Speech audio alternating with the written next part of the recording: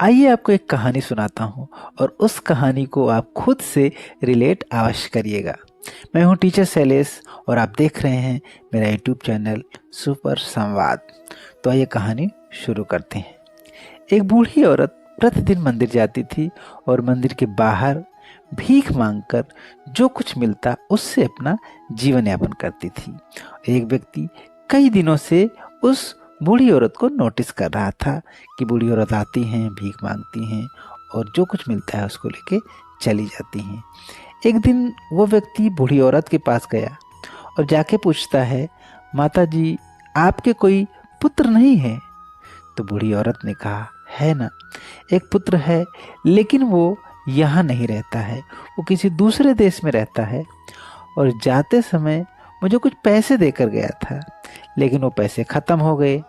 उसके बाद मेरा उससे कोई कांटेक्ट नहीं हुआ, मेरी कोई बात नहीं हुई, तब से मैं भीख मांगकर अपना जीवन यापन करती हूँ। हाँ, प्रति माह वो एक रंगीन कागज़ भेजता है और उस कागज़ को मैं अपने कमरे की दीवार में चिपका देती हूँ। व्यक्ति ने जब रंगीन कागज़ के बारे में सुना तो उसे थोड़ा सा जिज्ञासा हुई कि आखिर वो रंगीन कागज़ कौन सा है। तो उसने इच्छा जाहिर की माता जी से कि माता जी आप मुझे अपने घर ले चलिए, मैं वो रंगीन कागज़ देखना चाहता हूँ। तो वो बूढ़ी औरत उस व्यक्ति को लेके अपने घर गई। जब उस व्यक्ति ने उस बूढ़ी औरत के घर की दीवार में चिपके रंगीन कागज़ देखे तो उसके पैरों तले जमीन खिसक गई। उस बूढ़ी औरत को अंदाजा ही नहीं था कि उसके पास कितने पैसे हैं, क्योंकि वो रंगीन कागज़ नहीं थे, वो ड्राफ्ट थे। 50-50 हजार के 60 ड्राफ्ट उस बूढ़ी औरत के कमरे में चिपके हुए थे, पूरे 30 लाख रुपए।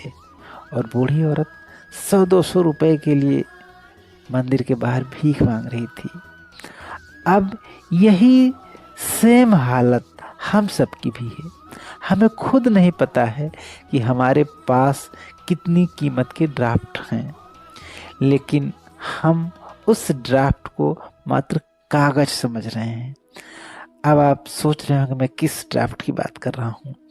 वो ड्राफ्ट है हमारे धार्मिक ग्रंथ, श्रीमद् भागवत गीता, रामायण, वेद, पुराण, बहुत सारे धार्मिक ग्रंथ हैं जो हमारे लिए ड्राफ्ट हैं, लेकिन हमें उसकी कीमत ही नहीं पता है।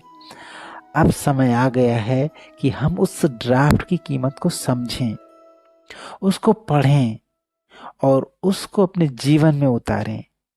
नहीं तो हम भी उसी बूढ़ी औरत की भांति भीख मांगते रह जाएंगे और हमें अंदाजा भी नहीं है कि हमारे पास कितनी कीमती चीज़ें हैं, किंतु हम उसका महत्व नहीं समझ रहे हैं। तो आप सबसे निवेदन है कि आप भी अपने धार्मिक ग्रंथ को पढ़िए, जानिए श्रीमद् भागवत गीता में भगवान कृष्ण ने क्या कहा है, रामायण हमें क्या शिक्षा देना चाहती है।